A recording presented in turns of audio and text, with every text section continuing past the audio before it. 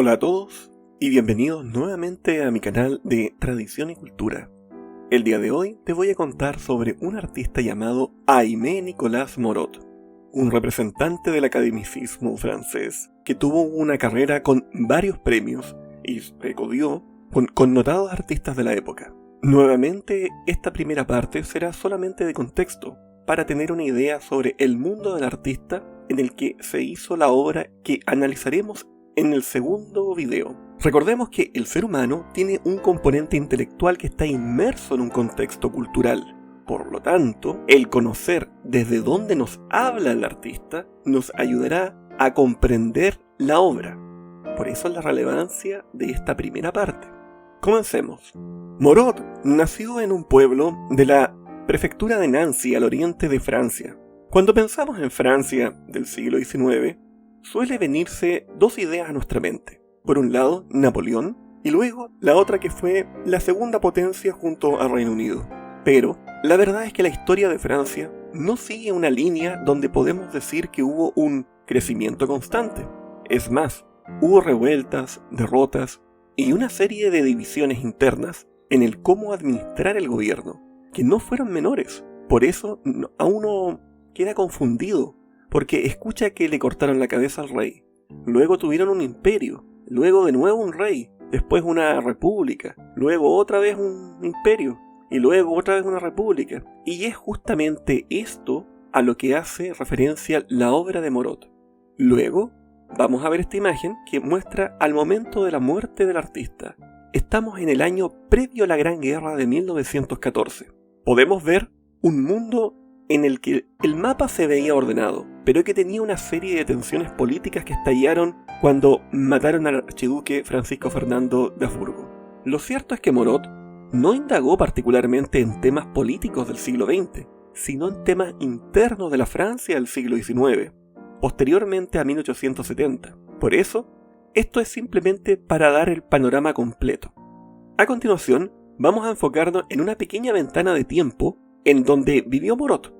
Vamos a comenzar con la dimensión espiritual. Recuerden que nosotros estamos siguiendo en este canal al historiador católico Christopher Dawson, con la máxima de que la religión guía la cultura y es la cultura a su vez la que provoca los grandes cambios de la civilización. Vamos por parte. Arriba, en colores, inmediatamente debajo de la línea de tiempo, tienen una clasificación que hice de las etapas de la vida religiosa de Francia. Hasta 1870 tenemos un proceso de secularización positiva, es decir, ir quitando elementos de la influencia de la iglesia mediante leyes, a eso nos referimos que sea positiva. Luego, un periodo de un materialismo dominante que suele ser muy citado por parte de los intelectuales modernos del siglo XX. Luego, una breve reacción fragmentada con un resurgimiento católico muy débil en cuanto a la influencia que tuvo real dentro de la política francesa, muy importante fuera de Francia, porque acá estamos hablando de que surgió Acción Católica, distintos movimientos misioneros, etc. Y una búsqueda de otras fuentes religiosas o de culto en corrientes orientalistas. Por eso apareció ideas como la teosofía en Francia, las sesiones de espiritismo, etc. Esto llevó a un periodo de decadencia moral, y no lo digo yo porque soy un católico que va a misa, sino que algo había en la sociedad francesa que estaba muy disconforme, porque se sentía una potencia, tenía un imperio, pero había un costo que habían pagado dentro de su sociedad. Esta crisis de final de siglo se vio reflejada en varios escritores y pintores que modificaron estilos y tendencias, hasta que ya llegamos a la ruptura previa a la Primera Guerra Mundial. Luego de eso, el golpe fue tal que se puede hacer un antes y un después. Antes de la Gran Guerra, después de la Gran Guerra. Porque la sociedad cambió de forma radical.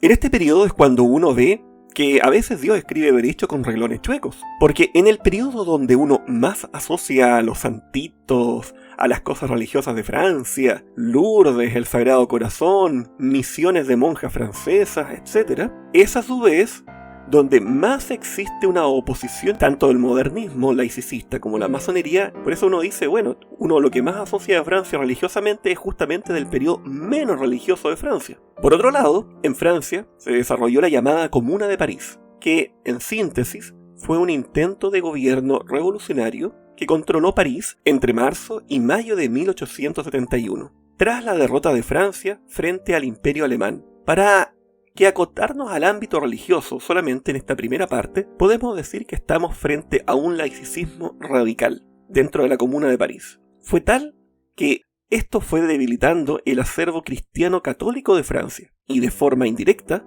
favoreció que diversas órdenes religiosas fueran expulsadas progresivamente desde la década de 1880 y especialmente en 1901 y 1904. Pero de todo, el caso que marcó a Francia fue el llamado caso Dreyfus, en que se acusó al capitán alsaciano Alfred Dreyfus, oficial del ejército francés, de espionaje, y un sector ligado al catolicismo conservador tomó la postura contra el militar, mientras que el sector ligado al lado republicano tomó la postura a favor de Dreyfus. Las causas de esto, por qué es tan importante, son varias. Primero estaba el hecho de que Dreyfus era alsaciano, sirviendo a Francia, pero que era judío. Entonces se mezcló antisemitismo, el hecho de que Alsacia, en lugar de Dreyfus, fue tomada por parte de los alemanes. Entonces había un sentido de echar la culpa a alguien, una derrota, una humillación frente al ejército alemán que tenía que ser expiada de alguna forma. Y encontraron acá en Alfred Dreyfus una forma de echar la culpa a alguien. Habían divisiones políticas previas que no tenían nada que ver con Dreyfus. Y sumado a esto, cuando hablamos de antisemitismo, acá no hablamos de que solamente por ser judío, no, acá estamos hablando de raza. La sociedad francesa, en su imperio, no hizo sociedades mestizas. Por lo tanto, estamos hablando realmente de que ingleses y franceses siguieron estas ideas de el racialismo, de que había una raza superior a la otra, etc. Esto es antisemitismo real. Miren, el caso Dreyfus da para largo, pero en el contexto de lo que me interesa para esta parte, político-religioso, es que ante la opinión pública el bando católico pasó a ser visto a modo de que la iglesia está contra la justicia republicana. Estamos hablando de un proceso que da cuenta de un siglo o más de descristianización en pos de las ideas de la República Ilustrada. Esa es la parte espiritual de la Francia del siglo XIX. Ahora vamos a ver cómo estos cambios se fueron reflejando en la cultura. Para ir más al grano con la bella arte que nos interesa, nos enfocaremos en la pintura. Y acá es cuando encontramos cosas que pueden ser novedosas. Cuando uno piensa en el arte del siglo XIX, algo logra conocer de los cuadros se van haciendo diferentes. Porque uno los mira y dice, aquí algo pasó. En esta diapositiva les puse los cuadros emblemáticos, algunos, enfocándonos en un modelo, una mujer. Miren, por ejemplo, en el primero vemos la imagen del romanticismo de la libertad guiando a la gente, al pueblo de Eugène Delacroix de 1830. Ojo, este cuadro es de la Revolución de Julio de 1830, no tiene que ver con la de la Revolución Francesa de 1789, que casi siempre lo ponen. Miren cómo es una imagen casi mítica. El pueblo es guiado por un concepto. En el siguiente cuadro, del realismo de Jules Breton, nos muestra la verdad tal cual es. Porque eso es realismo. Ahora, no es un realismo filosófico tipo el tomismo. Y en eso uno puede ver una diferencia con el costumbrismo. ¿A qué me refiero? En el costumbrismo ustedes van a encontrar, por ejemplo, un hombre haciéndose el galán con una mujer a pesar que están en el campo, gente celebrando a pesar que están ahí en la plena miseria. Acá es una suerte de determinismo científico en lo observable de la sociedad. El realismo muestra la pobreza como una condición social. Por eso tanto libro de esta época francés que son medio deprimentes. Luego tenemos el naturalismo, que es un realismo con un positivismo cientificista y un determinismo. Podríamos decirlo así. En el realismo es pobre, vive en un barrio obrero y trabaja muchas horas. Su vida es dura. En el naturalismo es pobre porque nació en un ambiente degradado, heredó predisposiciones biológicas y su entorno lo determina. ¿Se dan cuenta? Como que uno muestra y el otro trata de dar una explicación mediante la imagen. Luego, esta mujer medio oriental es un ícono del simbolismo. Esta es Salomé. Está basada en la obra de Flaubert de 1877, Herodías, y de Oscar Wilde de 1891. En este caso, la realidad visible no es lo más importante. Lo esencial es lo invisible. Ahora, no digamos que como el Principito, no, estamos en una cosa media esotérica. Y luego ya con el fin del siglo, la obra de Ferdinand Noft, aquí podemos ver a la esposa que muestra una belleza apagada. ¿Es bella? Sí. Bonita. Miren el traje, miren el rostro. Pero dan ganas de decirle a la mujer que sonría o que me transmita algo de esa belleza que tiene. Es fácil decir que Francia se dio con una sucesión donde una moda reemplazaba a la otra. Pero lo cierto es que en términos pedagógicos es posible decir eso, y que nos quedemos con esa idea. Sin embargo, lo correcto es que en el mercado del arte y en los círculos intelectuales hubo modas. Esto está en la línea con la cultura de masas que comenzaba a perfilarse tanto en los mercaderes de arte, en las galerías, etc. Como un elemento que moldeaba ya a la sociedad del siglo XX al principio. De los primeros años ya se empezaba a ver, que aquí está como el antecedente. Pero, además de estos movimientos disidentes, continuaba el arte de la llamada academia, es decir, los que estaban en las escuelas de arte, los grandes salones, y por eso, en esta diapositiva, acá les dejo unos periodos, 3 grandes imágenes representativas de cada periodo del academicismo francés, y partimos, por ejemplo, hasta 1870 con un estilo del academicismo neoclásico.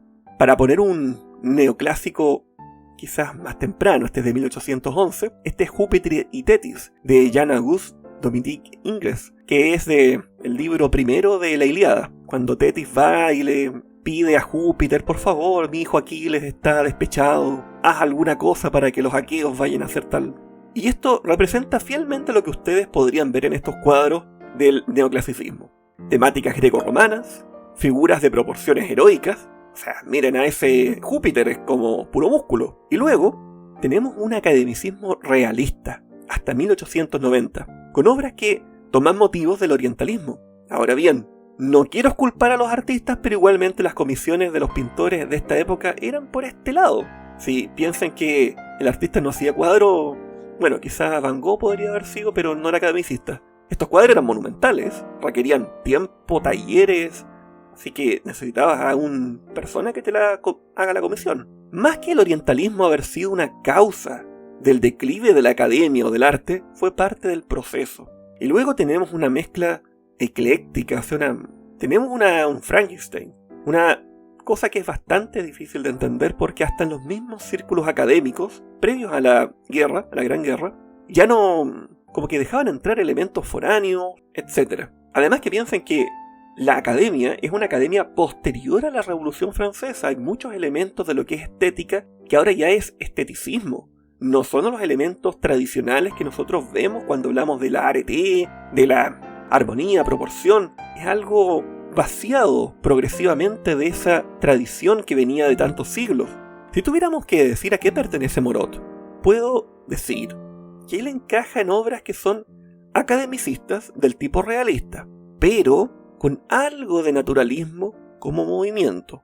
Él siempre se mantuvo dentro del academicismo, pero eso no significa que no haya estado influido por las cosas que estaban pasando. La verdad es que es bien complicado establecer algo concreto porque luego de la Revolución Francesa todo cambió. O sea, ya no piensen que el academicismo era algo pulcro, limpio, impermeable. No, todas las ideas igual entraban, de una u otra forma.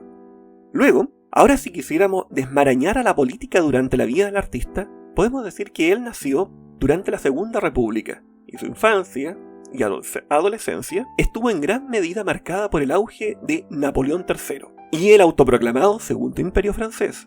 En esta parte uno suele tener confusiones, pero para aclarar, este es el sobrino de Napoleón Bonaparte. El Segundo Imperio Francés, el de Napoleón III, que es el sobrino, impulsó una política exterior expansionista destinada a ampliar la influencia geopolítica de Francia a nivel global, tanto en América, África y Asia, mediante protectorado y distintas cosas que uno puede ver en la historia de México, influencias por acá en Chile con Aurélie Antoine, etc.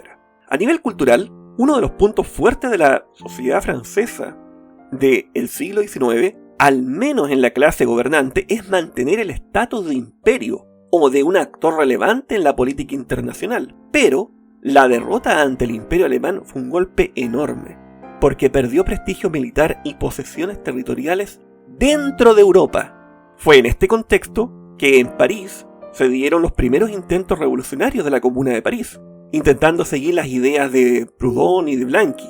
Como aclaración, Marx interpretó la Comuna después, no fue su inspirador principal, y que a su vez esta comuna produjo 20.000 muertos en 2 meses. Por ello, el escenario es el de una Francia orgullosa a una Francia derrotada y dividida. Tenía que volver a armarse e intentar articular su sociedad dividida. Esto es súper simplificado, pero podemos decir que es esto, en grandes pinceladas. Pero debían tratar de justificar que la República podía mantener la institucionalidad francesa, a pesar que fue la misma República la que está llevando a su decadencia. El caso Dreyfus fue el punto final de división porque posicionó la sociedad en una situación donde la división del bando republicano salió airoso, en un juicio bien escandaloso, porque hubo evidencia falsa, acusaciones de racismo, etc. Esto facilitó la separación de la Iglesia y el Estado, que hasta el momento, a pesar de la Revolución Francesa y de todo, todavía seguían juntas. Pero esto se concretó en 1905, tras más de un siglo de tensiones anticlericales que se expandieron por toda Europa. Los últimos años de la vida del pintor se vieron en un ambiente tranquilo, ya que murió, pero en su plenitud como artista del academicismo, era un aclamado hombre dentro de la élite francesa, y murió antes de la Primera Guerra, así que no vio lo que venía. Bueno, este es el pintor en cuestión. Obviamente lo enchulé con un poco de inteligencia artificial, que lo dejó más guapo para que se vea parecido a los otros artistas de mis videos anteriores. Hagamos un pequeño análisis de su vida, basándonos de esta clasificación solamente como medio pedagógico. Yo sé que el fundamento filosófico de esto va por otro lado, pero solamente para explicar más fácil. Si prestan atención a la línea del meso, es decir, sus relaciones familiares, sus pares, el colegio, podemos ver que él creció todo ese periodo en un ambiente donde esta dimensión macro es la Francia de Napoleón III. Y él alcanzó a ingresar a estudiar dibujo a los 12 años, antes de la derrota francesa.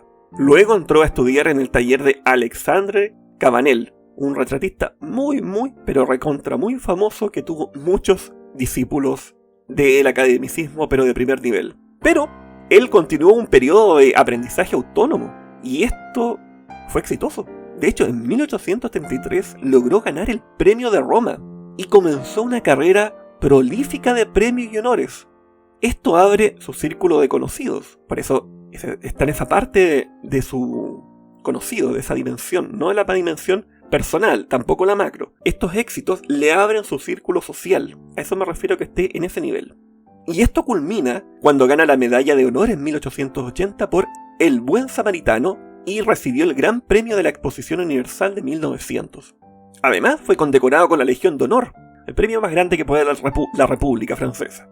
No solo eso, además, para ampliar más todavía su círculo, fue yerno de Jean-Léon Gérôme, un exponente clásico del academicismo francés, pero casi como con Bouguereau son como los más grandes. Moreau quedó integrado al núcleo más influyente de la academia, familiarmente, por mérito propio, y esto en parte explica su posición privilegiada en el sistema artístico del Salón y la Escuela de Bellas Artes.